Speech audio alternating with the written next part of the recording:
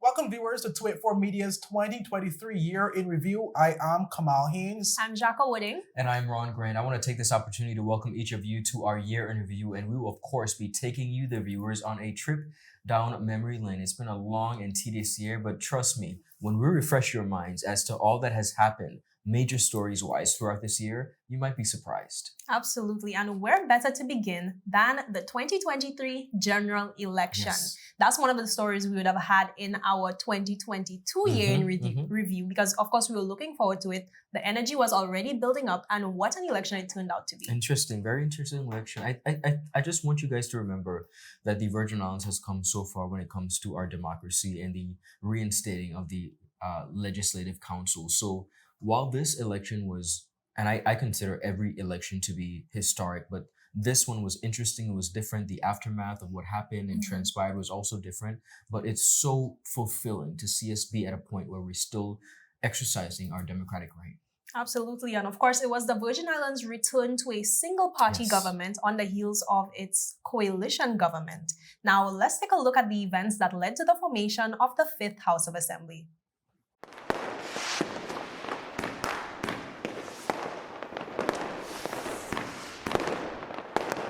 The new year commenced with unwavering calls from the public for the territory to proceed quickly to call a general election, as was constitutionally due before May 12. This on the heels of active discussions the previous year, so much so that some had anticipated that an election would have been called before the end of 2022, but that did not come to be.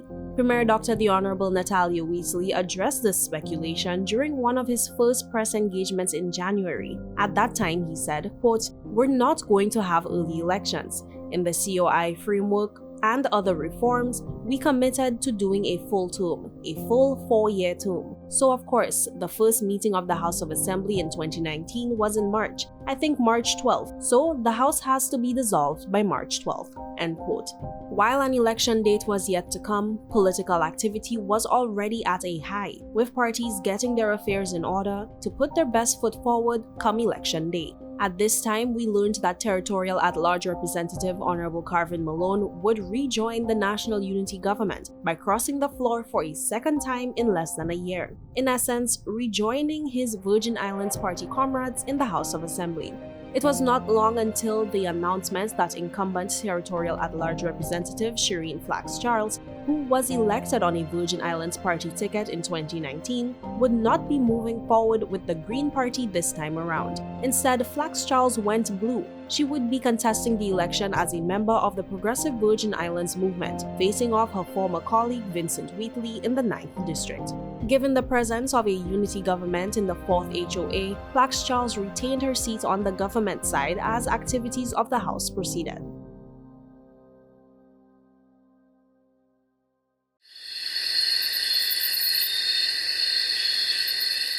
The Premier stayed true to his word, having the House of Assembly proceed with its sitting up to midnight March 10, 2023, the final hours of the weekday and the closest they could get to March 12, which fell on a Sunday this year.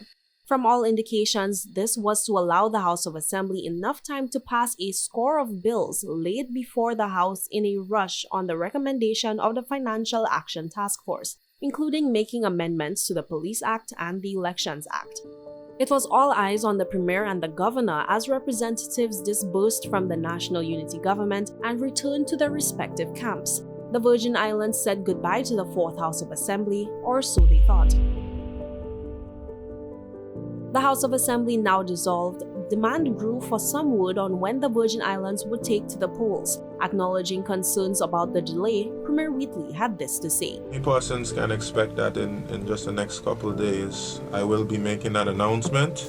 I had originally planned to make the announcement when we dissolved the House on Friday, but I had a discussion with the Elections Office. And there's just maybe 1 or 2 things that we have to work out before we announce the date. And then persons will expect that we will announce the date. On March 15th, 5 days after the 4th House of Assembly had been dissolved, Virgin Islanders were informed on official grounds that they would vote on April 24th.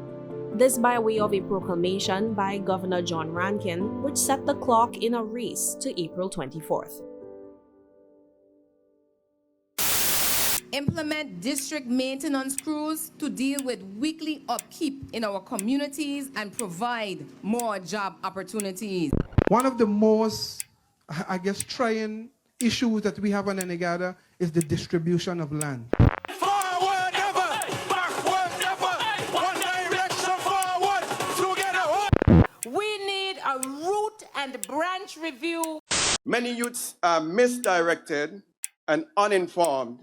And he will be paid that for the rest of his life. I will not be a candidate in the 2023. District 7 deserves more. Sandy in the fort. Hello. I get you out and Sandy take over. We have worked hard to canvass these candidates, and they're very good candidates.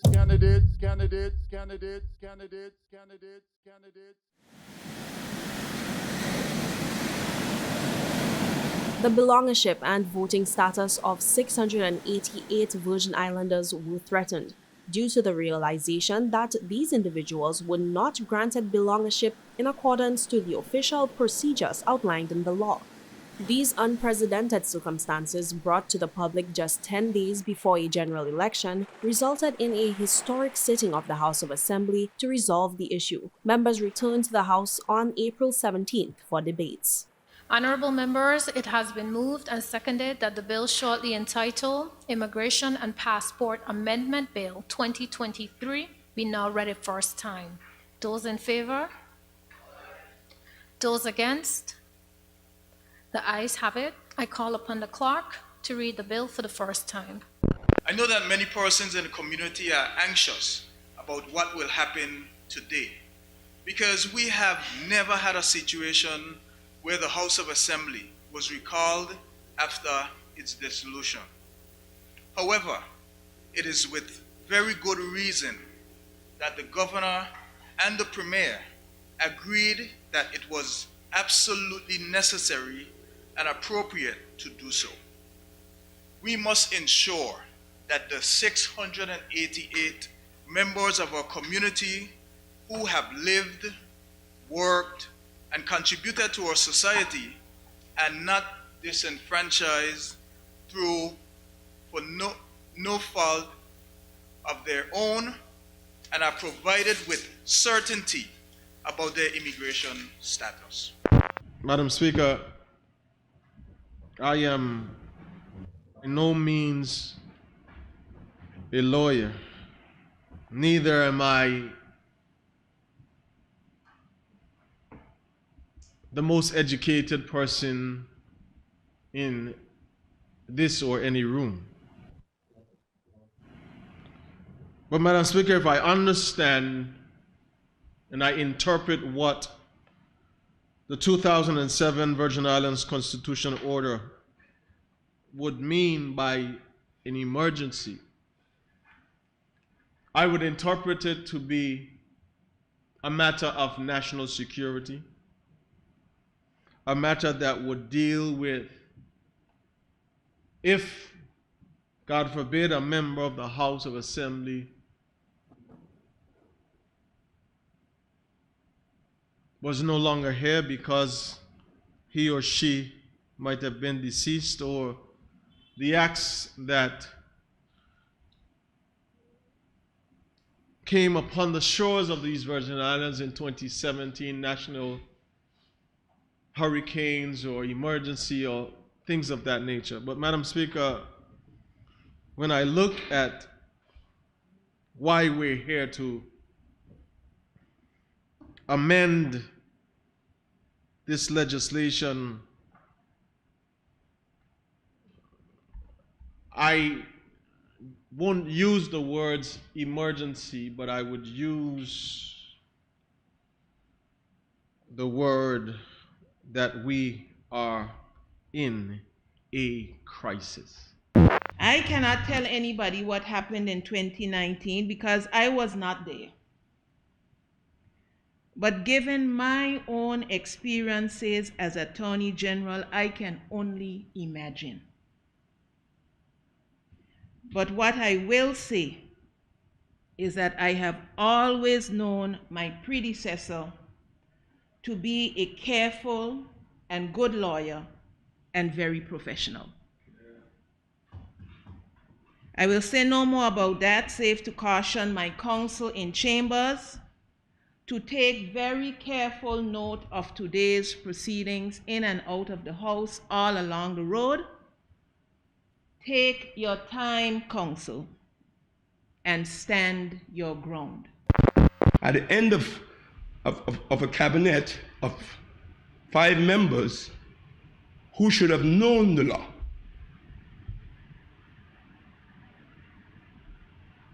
let me reiterate and repeat that, Madam Speaker. Ignorance of the law. Ignorance of the law is no excuse. Let me say it again. Ignorance of the law is no excuse. The fact that the law stated, and one Attorney General may or may not have advised, or another one may or may advise now, but the fact is that in order to receive belongership,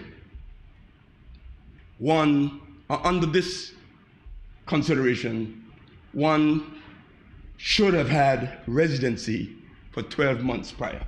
That's what the law says. That's not a policy. That's not some arrangement by some government. That's the law that was made in this House of Assembly before the legislature of the Virgin Islands.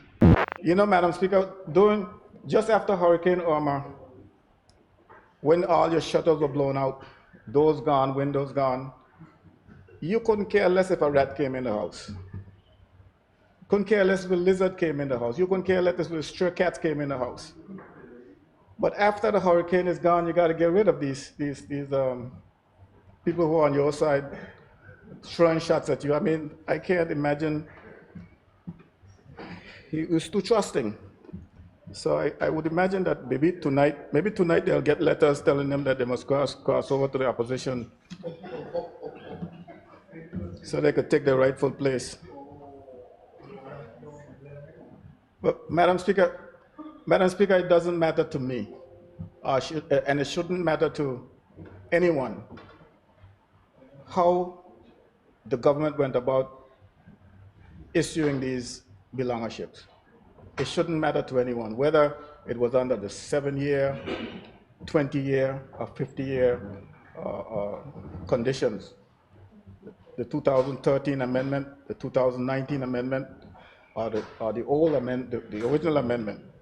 He was given the permission, the authority to issue these belongerships. And as far as all of us are concerned, it was a matter that was all over with. It was done. This was, of course, history.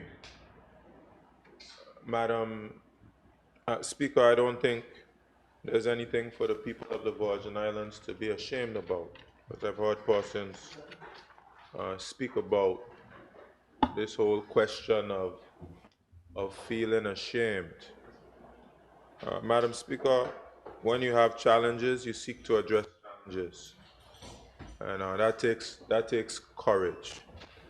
Having cleared that final hurdle, focus returned to April 24th, the day that Virgin Islanders would decide who would populate the 5th House of Assembly.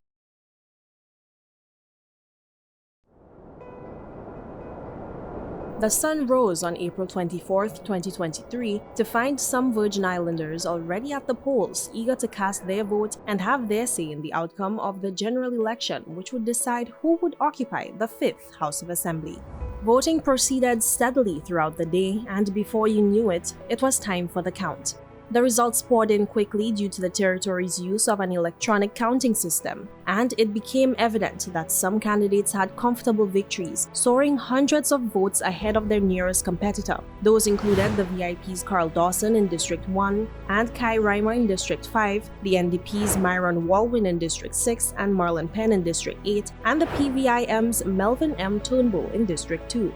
Others had a very close call with their constituents, taking nearly an equal position at the polls, resulting in several cases where about 100 or less votes stood between the victor and the second best. In District 9, only 76 votes stood between Victor Vincent Wheatley of the VIP and the NDP's Coy Levens, a first-comer. Similarly, in District 4, Luce Hart Smith of the VIP was able to secure 322 votes, taking her to victory that night. However, only 37 votes stood between her victory and that of NDP's Sandy Underhill. At the end of the counting activity, the representatives-elect who would go on to form the 5th House of Assembly were declared, but a government was not. This was because no single party was successful in obtaining the minimum 7-seat majority needed to assume government, and while the VIP had secured 6 seats by the end of the count, the ball was in the court of the NDP, PVIM, and Progressives United, who jointly held 7 seats and had previously spoken of forming a coalition government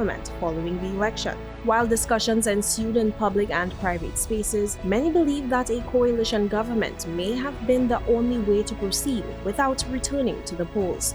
However, the VIP is said to have had a different vision, and rumors at the time, which have now been confirmed, were that the VIP had quickly proceeded to approach members of other parties, including NDP Chairman Marlon Penn and Progressives United Chairman Julian Fraser, with offers to join their side. The approach to those members was unsuccessful, but shortly, the public learned that another member of the NDP had taken an offer to align with the VIP.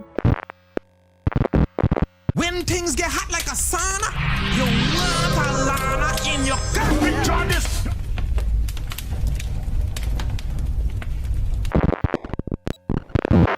In a move that was reportedly made without the knowledge of her NDP colleagues, alongside which she contested the general election, at-large candidate-elect Honorable Lorna Smith aligned with the VIP and was the final piece to the VIP's 7-seat majority to assume government. The events that followed included the appointment of Honorable Lorna Smith as Deputy Premier to serve in the cabinet of now-elected Premier Dr. Natalia Wheatley, and the creation of a new ministry which she would oversee, the Ministry of Financial Services, Labor and Trade. The new VIP government was sworn in on April 25th, with every member to serve in some ministerial capacity, including 2 junior ministers. The now confirmed opposition to B made its first public appearance on April 27th and did not mince words to address what happened and how they felt about Smith's move. While I'm speaking truth, I failed to mention earlier that about 10 p.m.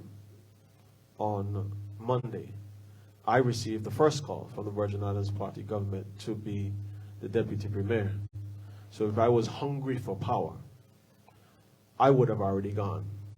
But what I am is someone that stands on integrity. So I shared with my party chairman and the other members of the Progressive Virgin Islands movement, I cannot say one thing to people and represent something else. So as we continue in these Virgin Islands to the 5th House of Assembly, I think it's extremely important that I stay true to who I am, always remember whose I am, and know that the people of the Virgin Islands are the priority and have to be the priority as we go from strength to strength and raise the reputation, raise the integrity, and raise the standard of the Virgin Islands where we can once again be respected. My position as chairman was extremely clear. I stood on principle because I was contacted by the Virgin Islands Party as well, by many members of the party, asking me to leave my organization and join them to be the Deputy Premier. On many occasions, I had over 7 members from the party calling me, supporters of the parties calling me, asking me to do this, but I stood on principle. We ran a campaign of an anti-corruption campaign. When we formed the unity government, it exposed significant maladministration and challenges with the Virgin Islands Party administration. We saw the Auditor General reports that came out and the concerns that were raised in those reports. And then for me, it was very clear that my first point of negotiation will not be working with the Virgin Islands Party government when we have a viable option of us working with the PVIM and the PU to form a government. We as an organization made a decision that we're going to leave that room and work towards a negotiation with the PVIM and the PU. 6 of us met. The PVIM and the NDP met in a meeting, sent a clear mandate that the leaders of both organizations will go, have discussions with the leader of the PU, and then we will report back to our respective organizations on the way forward, and then we'll sit down in the room and chat our way forward. On Tuesday morning, Honorable Smith called me and asked me to join her in joining the Virgin Islands Party. I told her it was not something I could do and gave a decision I needed to think about it. I came and I spoke to my colleagues because I understand the 3,612 people, I think it was, that voted for me, and I was not comfortable with that. And therefore I asked her late, I think it was 2 hours later. Cindy, you were there as well, remember? And I told you that I asked her to give me an hour. You left and you said you would talk to her and we would see what would happen. We never got a confirmation call back, and that's the way it ended. The position of Progressives United leader Honorable Julian Fraser was slightly different, as he stood as the only member of his party. He said that while he would not have gone to the VIP without having the necessary discussions with the NDP and PVIM, his decision hinged on whether or not the VIP would appoint him as premier. After Progressive Virgin Islands movement left, in came the Virgin Islands Party, who had been calling back and forth all night, and we even had to tell them to abort on their way coming to us because Progressive Virgin Islands was there. When they came, I told the Virgin Islands Party in no uncertain terms, absolutely no uncertain terms, and this is what I'm saying, I have no regrets and I have no apologies. The only way I'll work with you guys is if I am the premier. No other way. And that couldn't happen until I had gone to my colleagues here sitting with me, who I find that's my first alliance, my first obligation is to NDP and Progressive Virgin Islands movement. Of course, it's obvious that nothing came out of that. Ultimately, members seemed to have agreed that they were on the way to forming a coalition, but was stripped of that opportunity by Honorable Smith's decision. At-large Representative-elect Honorable Ronnie Skelton was subsequently sworn in as leader of the opposition. Honorable Smith later took to the airways to offer her side of the events as a guest on Tola Radio.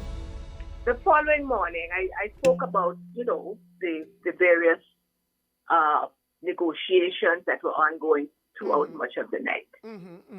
The following morning, I spoke with a member of the PVIM, an elected one of the three elected, who seemed like me frustrated at the, indecisiveness and the length of time. I know you ain't got no time with them kind of papi showness, mommy. Talk to it. I know you ain't got no time with them clown show. I am telling the truth.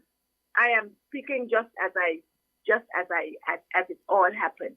When he expressed this concern, I suggested to him that because there was an offer on the table, because as I said, the VIP did approach me from the night before, and I'm sure they probably made approaches to other people. True.